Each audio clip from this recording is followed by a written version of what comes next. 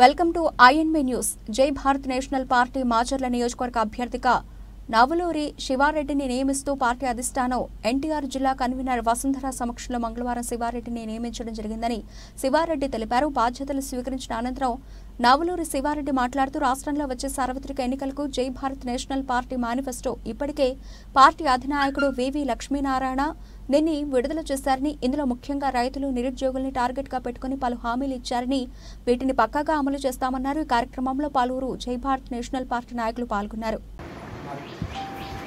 Media మిత్రులకు అందరికీ నమస్కారం అండి. ముందుగా నాకు మాచర్ల ఇన్ఛార్జిగా ఇచ్చిన జై భారత్ పార్టీ అధ్యక్షుడు వివి లక్ష్మీనారాయణ గారికి కృతజ్ఞతలు తెలుసుకుంటున్నాను. మాచర్లలో మా సార్ లక్ష్మీనారాయణ గారి ఆశయాలను ముందుకు తీసుకుని పోతానని చెప్పేసి మా సార్కి మాటిస్తున్నాను. హోదా ఆంధ్రప్రదేశ్ యొక్క హక్కు, విభజన హామీల సాధనే మా ధ్యేయం. దివ్యాంగులకు స్వయం ఉపాధి కోసం రూపాయలు 10 లక్షల వరకు పూచీకత్తు మరియు వడ్డీ లేని రుణాలు, ఎలక్ట్రిక్ వాహనాల కొనుగోలుకు రాయితీలు, విద్యార్థులకు, వృద్ధులకు, దివ్యాంగులకు, గర్భిణీలకు ఆర్టీసీ బస్సులో ఉచిత ప్రయాణం.